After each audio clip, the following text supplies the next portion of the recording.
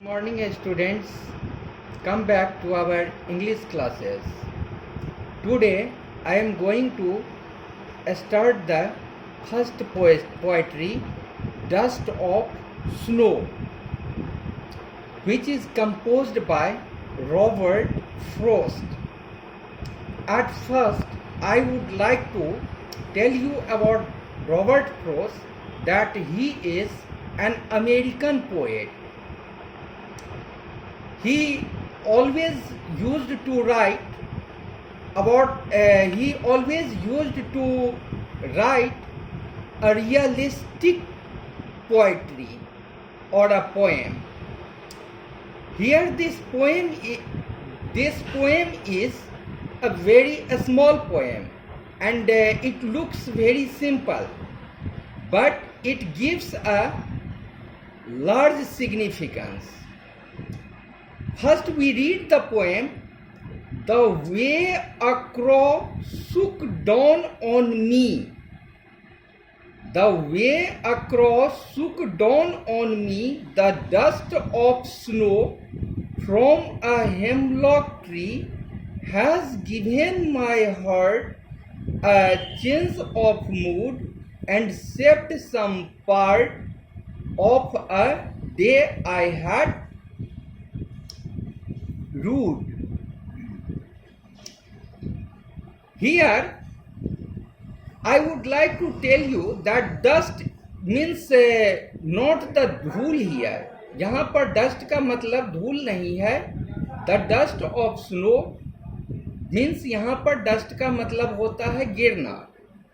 तो यहाँ पर कहा जा रहा है, एक है यहाँ पर हेमलॉक ट्री और एक है यहाँ पर हेमलॉक ट्री और दूसरा यहाँ पर देखिए कि एक है क्रॉ.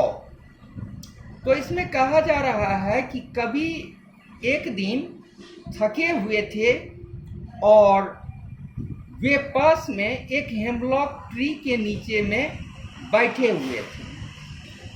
वहाँ पर क्या हुआ कि क्रॉ के किसी भी हरकत की वजह से उस पेड़ पर, हेमलॉक ट्री जो कि एक विशाला पेड़ समझा जाता है, उस पेड़ पर स्नो जमा हुआ था और वह स्नो क्रॉ के किसी हरकत की वजह से उनके ऊपर में गिर गया.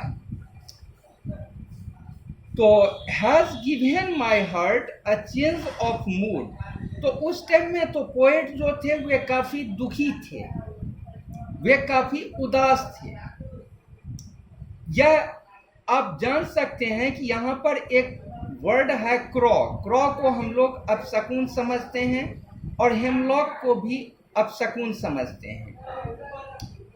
तो यह हम लोगों के बैड लक को दर्शाता है.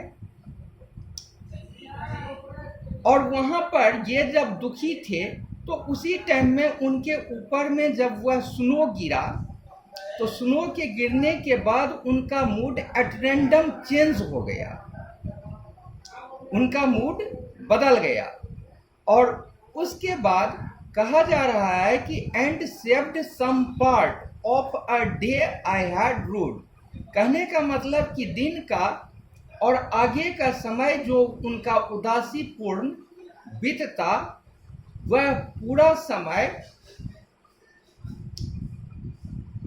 उनको प्रसन्नचित्त मूड में बदल दिया था और उनके बाद का उदासी समय जो था उसे वह प्रसन्नता में बदल दिया.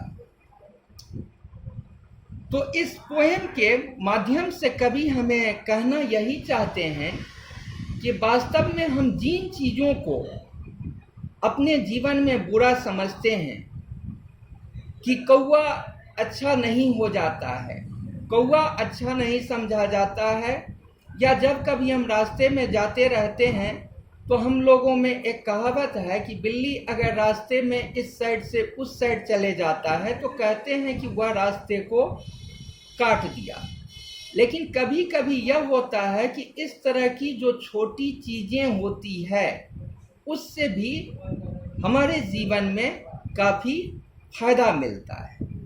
तो प्रस्तुत पोएम में कवि के कहने का यही भाव है।